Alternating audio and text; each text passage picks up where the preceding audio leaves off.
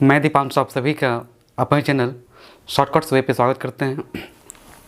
आशा करते हैं कि आप सभी स्वस्थ होंगे, मस्त होंगे और अपनी तैयारी में व्यस्त होंगे।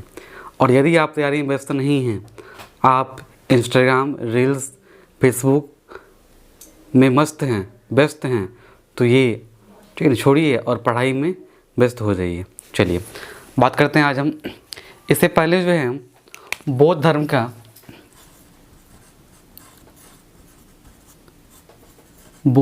का पहला लेक्चर अपलोड किए हैं। यदि आप उस लेक्चर को नहीं देखें जिसमें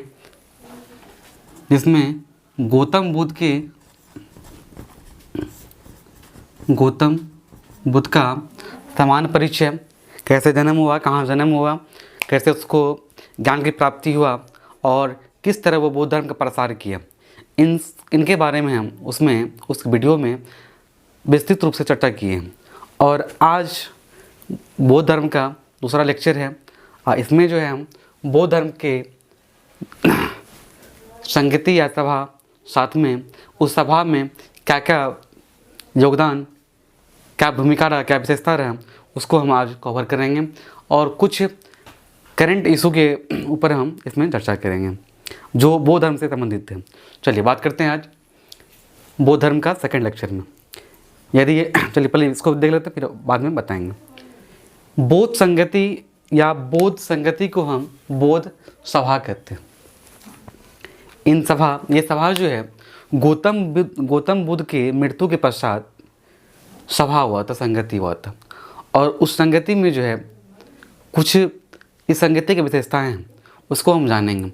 देखिए चार्ट जो है, ये चार्ट विभिन्न एग्जामों में इस चार्ट से जो है कई क्वेश्चन पूछा गया है। तो ये चार्ट जो है वेरी इंपॉर्टेंट है, इसलिए इस चार्ट को आप जो है याद कर लीजिए। चार्ट को याद करने का अलग अलग तरीका है, आपको जिस तरह सुविधा हो उस तरह कीजिए। अभी ट्रिक का ज़माना है, तो ट्रिक जो है मतलब आज याद कीजिएगा, 2 दिन के बाद भूल जाइएगा, ठीक है ना।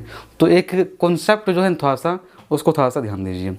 क्या है कि हम इस तरह पढ़िए वर्टिकल रूप से, ठीक है ना, कि संगति जो सभा जो है वो सभा वो 4 हुआ था। प्रथम, द्वितीय, तृतीय, चतुर्थ, पहला, दूसरा, तीसरा, चौथा।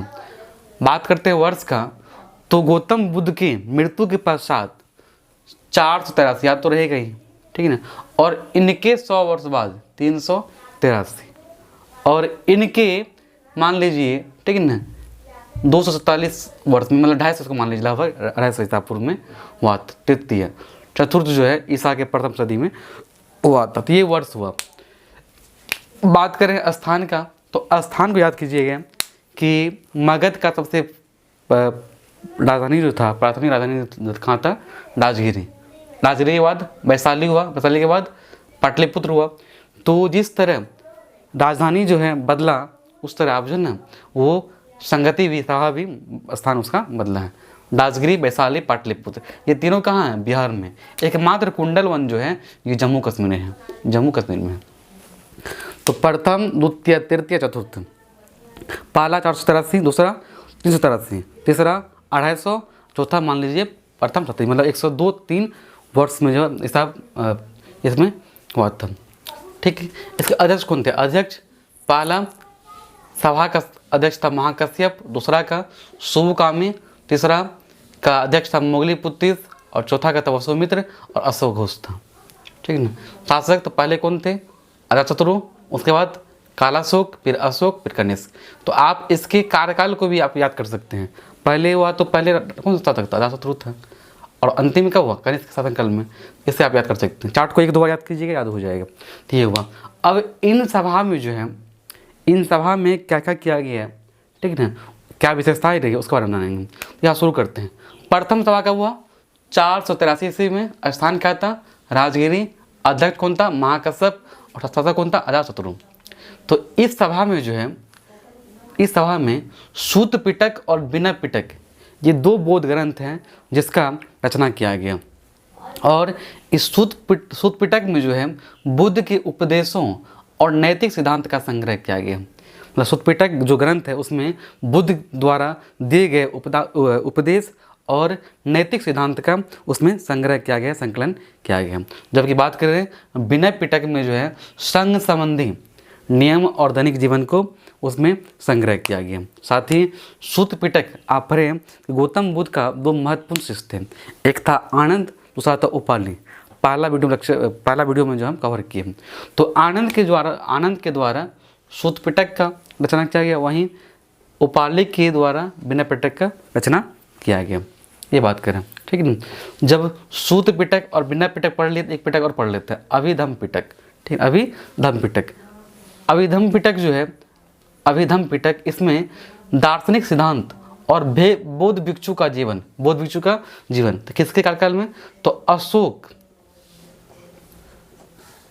अशोक के कार्यकाल में बौद्ध भिक्षु का जीवन को इस ग्रंथ में दिखाया गया कि उस समय जो बौद्ध भिक्षु का जीवन कैसा था, कैसा रहन सहन था। तो ये था अभिधम पिटक। अब यहाँ देख रहे हैं कि 3 पिटक हो गए, सूत पिटक, विनय पिटक और अभिधम पिटक। इस तीनों पिटक को बोलते हैं कौन चीज? इसको कहा जाता है त्रिपिटक। त्रिपिटक याद कीजिएगा, त्रिपिटक, त्रिपिटक, त्रिपिटक, त्रिपिटक। तो बौद्ध धर्म के त्रिपिटक क्या सब हुआ? तो सूत पिटक, विनय पिटक और अभिधम पिटक। सूत पिटक में बुद्ध के उपदेश, विनय पिटक में संघ संबंधी नियम और अभिधम पिटक में दार्शनिक सिद्धांत। थोड़ा याद कीजिएगा। इनसे भी ये जो विशेषताएँ हैं ग्रंथ का, उसके बारे में पूछा जाता है। बात करें हम द्वितीय सभा, तो द्वितीय सभा कब हुआ था? 383 ईस्वी में। कहाँ पे? वैशाली में। और अध्यक्ष कौन था? सुबुकामी। और शासक कौन था? कालाशोक, इसके समय में। तो इनमें जो है पहली बार बौद्ध धर्म जो है 2 भागों में बटा, अस्थावीर या थेरावादी, दूसरा था महासंघिक। अस्थावीर या थेरावादी क्या था? परंपरागत नियमों में आस्था रखता था। मतलब कि जो नियम, मतलब गौतम बुद्ध के द्वारा जो नियम था उसी नियम में आस्था वो रखते थे, उस नियम में कोई भी परिवर्तन करना नहीं चाहते थे। तो इस बात से जो सहमत था उसे कहा गया थेरावादी या अस्थावीर कहा गया, थेरावादी या अस्थावीर कहा गया। जबकि परिवर्तन के साथ बोल रहे हैं कि समय के साथ साथ उसके नियमों में जो बदलाव, उसके जीवन में जो बदलाव हुआ, उनके साथ उनके नियमों को स्वीकारना, जो स्वीकार रहा था उसे महासंघिक कहा गया। तो ये था, मतलब बौद्ध धर्म के 2 भाग बांटा गया, थेरावादी और महासंघिक, दोनों समझ गए, ठीक है। तो ये हुआ द्वितीय सभा। तृतीय सभा कब हुआ? 244 ईसा पूर्व में। कहाँ हुआ था? पाटलिपुत्र में। अध्यक्ष कौन था? मोगलीपुत्रिस। और शासक कौन था? अशोक के शासन में ऐसा हुआ था। ये तृतीय बौद्ध सभा हुआ था। इसमें जो है एक महत्वपूर्ण पॉइंट है कि अभिधम पिटक का रचना जो है किया गया, संकलन इसका किया गया था, ठीक है, जिसमें दार्शनिक सिद्धांत और बौद्ध भिक्षु का जीवन को संग्रहित किया गया। जब वही बात करें हम चतुर्थ सभा का, तो ये कब हुआ था? ईसा के प्रथम सदी, मतलब 102-3 में हुआ होगा। और कुंडलवन, कहाँ? कुंडलवन, याद रखिएगा। ये 3 जगह जो है, 3 स्थान जो है बिहार में है, जबकि ये कुंडलवन जो कहाँ पे? जम्मू कश्मीर में है। यहाँ से भी क्वेश्चन पूछा जाता है। अध्यक्ष कौन थे? अशोक घोष और वसुमित्र थे। शासक कौन था? कनिष्क के शासन में चतुर्थ बौद्ध सभा हुआ था, ठीक है ना। इसमें स्पष्ट रूप से बौद्ध धर्म जो है 2 भागों में बट गया, हीनयान और महायान। दोनों में क्या अंतर होता है? तो एक छोटा सा अंतर आपको हम दिखा देते हैं कि हीनयान जो मूर्ति पूजा और भक्ति में विश्वास नहीं किया, जो मूर्ति पूजा और भक्ति में विश्वास नहीं करता था, उसे कहा गया हीनयान। जबकि जो मूर्ति पूजा में विश्वास कर रहा था उसे कहा गया महायान। क्या कहा? महायान कहा गया, ठीक है ना। चलिए, तो ये हुआ हीनयान और महायान में थोड़ा सा अंतर बताएं। एक है जातक कथाएं। जातक कथाएं जो है इसमें बुद्ध के पूर्ववर्ती जन्म कथाओं को संकलित कहा गया। और इसी में कहा गया कि बुद्ध जो है वो जन्म या तो मानव के रूप में लेंगे या पशुओं के रूप में भी ले सकते हैं, दोनों रूप में ले सकते हैं। चलिए, ये था जातक कथा के बारे में। आगे हम बात करें, देखिए इस ग्रंथ से जो है बौद्धिक, मतलब बौद्ध ग्रंथ से संबंधित कुछ रचना को एग्जाम पूछा जाता है, ठीक है। कुछ को हम यहाँ पे नोट किए हैं, नोट्स बनाए हैं, कैसे इसको याद कीजिएगा। क्या है कि लाइट ऑफ एशिया, ये भी बौद्ध धर्म से संबंधित है। यहाँ जो भी पुस्तक है, यहाँ भी जो भी पुस्तक है, जो भी रचनाएं हैं, वो सब बौद्ध धर्म से संबंधित है, इसके बारे में पूछा जाता है। ठीक है। तो लाइट ऑफ एशिया ये जो ग्रंथ है ये बौद्धिक ग्रंथ है और इसका रचनाकार कौन थे? Edwin Arnold. एडविन अर्नाल्ड था। वहीं बुद्ध चरित सैंद्रानंद सरिपुत्र प्रकरण इसका कौन था रचनाकार? अशोक घोष था। ठीक है। मिलिंद पन्नो नागसेन के द्वारा लिखा गया और विशुद्धि मग ये बुद्ध घोष के द्वारा लिखा गया। ठीक है। तो बराबर ये बुद्ध चरित नाम से भी है, बुद्ध है मतलब बौद्ध धर्म से संबंधित हो गया। ठीक है ना। लाइट ऑफ एशिया मतलब कि गौतम बुद्ध को लाइट ऑफ एशिया भी कहा गया है। ठीक है। एशिया का ज्योतिपुंज भी कहा गया है। इसका ये क्या है? ये भी बौद्ध ग्रंथ से संबंधित है। मिलिंद पन्नो भी बौद्ध ग्रंथ से संबंधित है। ठीक है ना। माध्यमिक करिका ये जो है रचना नागार्जुन, क्या है? नागार्जुन के द्वारा इसका रचना किया गया और ये नागार्जुन को जो है शून्यवाद का प्रवर्तक भी कहा जाता है, क्योंकि इसके अनुसार कहा गया है कि प्रत्येक वस्तु किसी न किसी कारण उत्पन्न हुआ और वो उस पर निर्भर रहता है। इसके द्वारा इस शून्यवाद के सिद्धांत में कहा गया है। इसे नागार्जुन को जो है मार्टिन लूथर का भी संज्ञान दिया गया है और इसे फैनसांग के द्वारा भारत का आइंस्टीन भी कहा गया है नागार्जुन। तो इनसे भी क्वेश्चन आ सकता है, याद रखिएगा। नागार्जुन जो थे शून्यवाद का प्रवर्तक थे। नागार्जुन को जो है मार्टिन लूथर का भी संज्ञान दिया गया और इसे भारत का आइंस्टीन भी कहा गया। किसके द्वारा? तो फैनसांग के द्वारा कहा गया। चलिए कि भूमि स्पर्श मुद्रा बुद्ध की मूर्ति, ठीक है ना, ये किस काल से संबंधित है? तो ये गुप्त काल से संबंधित है। और भूमि स्पर्श मुद्रा मतलब कि भगवान बुद्ध जो है वो स्वयं मुद्रा में कहीं कहीं मूर्ति है। तो उस मूर्ति का आशय क्या है? तो उस मूर्ति का आशय है कि अपने तप की शुचिता और निरंतरता को बनाए रखना, यही इसका अर्थ हुआ उस स्वयं मूर्ति से। गंभीर मुस्कान आप शायद देखे होंगे, ठीक है ना। तो ये हुआ भूमि स्पर्श मुद्रा बुद्ध की मूर्ति से संबंधित ये है, गुप्त काल से संबंधित है। बात करें कि बौद्ध शिक्षा का जो विस्तार हुआ उनके 3 केंद्र थे, एक नालंदा, वल्लभी और विक्रमशिला। ये 3 स्थान जो हैं बहुत ही महत्वपूर्ण हैं। नालंदा नवविहार का स्थापना कौन किया था? कुमारगुप्त या शक्रादित्य का किया गया था। विक्रमशिला इसका निर्माण महाविहार का स्थापना धर्मपाल के द्वारा किया गया था। ठीक है ना। ये 2 जगह जो है कहाँ पे है? ये बिहार में, जबकि वल्लभी जो है कहाँ पे? गुजरात में।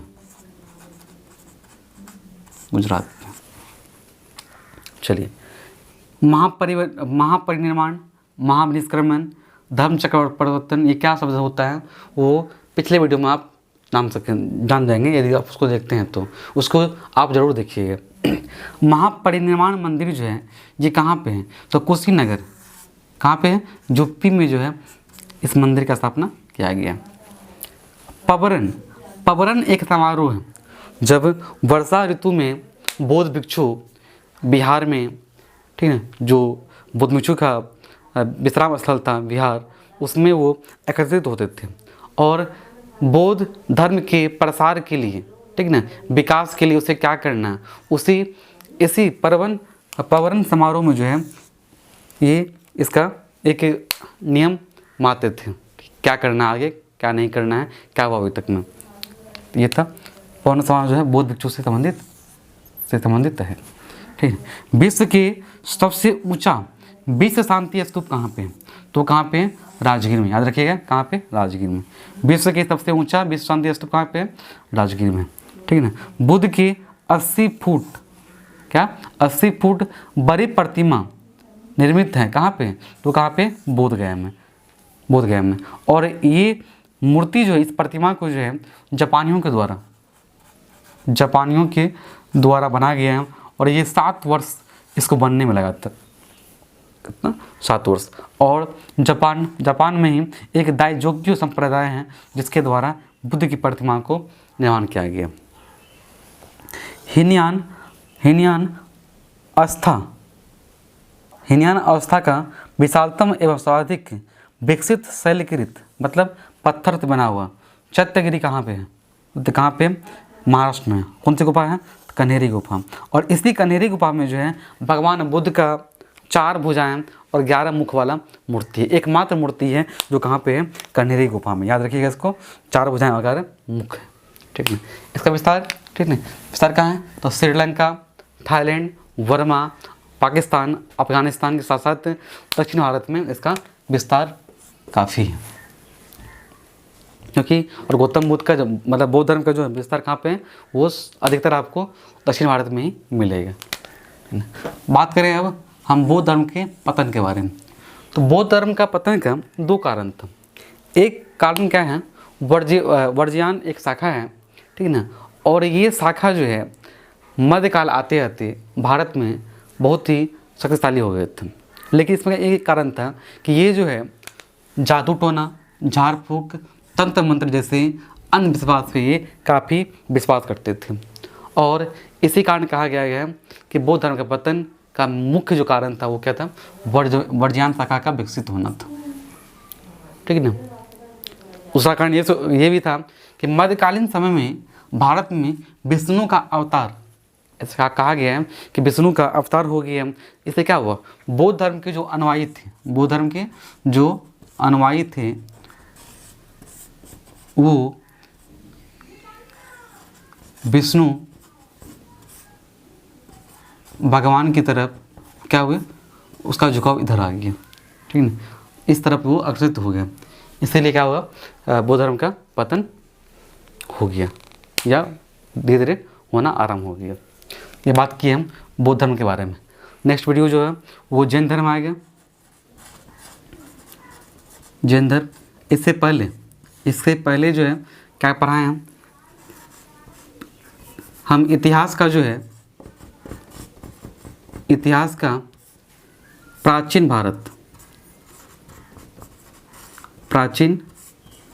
भारत में जो है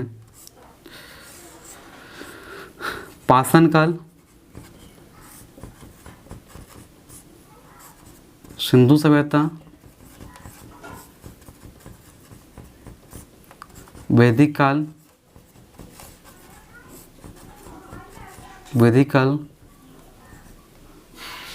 ये बौद्ध धर्म, साथ ही महाजनपद,